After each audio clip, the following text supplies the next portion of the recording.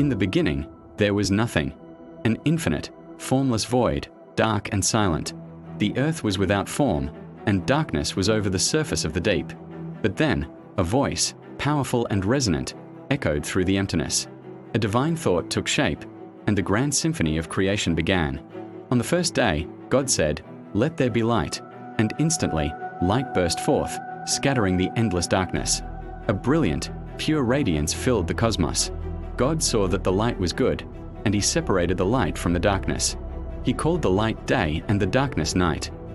And there was evening, and there was morning, the first day. A universe once defined by its emptiness now had rhythm, a pulse of light and shadow, setting the stage for the wonders yet to come. On the second day, the divine architect turned his attention to the vast waters that covered everything. He commanded, "Let there be a vault between the waters to separate water from water." And so it was. A great expanse, a firmament, rose up, dividing the waters below from the waters above. God called this expanse sky. Imagine that moment, the creation of the heavens, the very canopy under which all life would eventually flourish. The blue expanse we gaze upon today was born. And there was evening, and there was morning, the second day. On the third day, the work of shaping our world continued with incredible force. God gathered the waters under the sky into one place and commanded, "Let dry ground appear." The waters receded, and for the first time, land emerged. Mountains rose, valleys formed, and continents took shape. God called the dry ground land, and the gathered waters he called seas. And God saw that it was good, but the land was barren, a blank canvas. So God spoke again, "Let the land produce vegetation, seed-bearing plants, and trees on the land that bear fruit with seed in it, according to their various kinds." And instantly, the earth burst forth with life.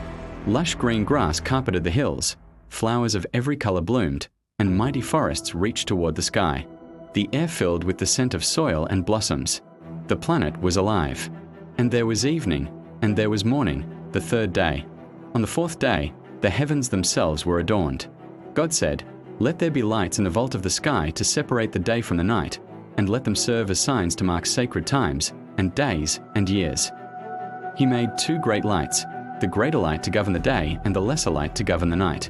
The sun, a brilliant orb of fire, was set in the sky to rule the day, casting its warm, life-giving rays upon the land. And the moon, a silvery, gentle guardian, was set to rule the night. He also made the stars. The once empty sky was now a breathtaking tapestry of celestial bodies, a cosmic clockwork of sun, moon, and countless glittering stars, each in its perfect place. And there was evening, and there was morning, the fourth day. The fifth day brought a new kind of life, movement, sound, and consciousness. The stage was set, and now it was time for the players to enter. God commanded, "Let the water teem with living creatures, and let birds fly above the earth across the vault of the sky." At his word, the seas exploded with life. Great whales and sleek dolphins breached the surface. Schools of shimmering fish darted through the depths, and countless other creatures filled the oceans. Simultaneously, the sky filled with the fluttering of wings and the chorus of birdsong.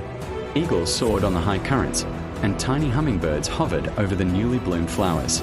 Life was no longer just rooted in the earth. It now swam in the seas and flew through the air. God blessed them, saying, "Be fruitful and increase in number, and fill the water in the seas, and let the birds increase on the earth." And there was evening, and there was morning, the fifth day. On the sixth day, the crescendo of creation reached its peak. God turned his attention back to the land he had formed. He said, "Let the land produce living creatures according to their kinds, the livestock, the creatures that move along the ground, and the wild animals." And from the soil, a magnificent parade of animals emerged.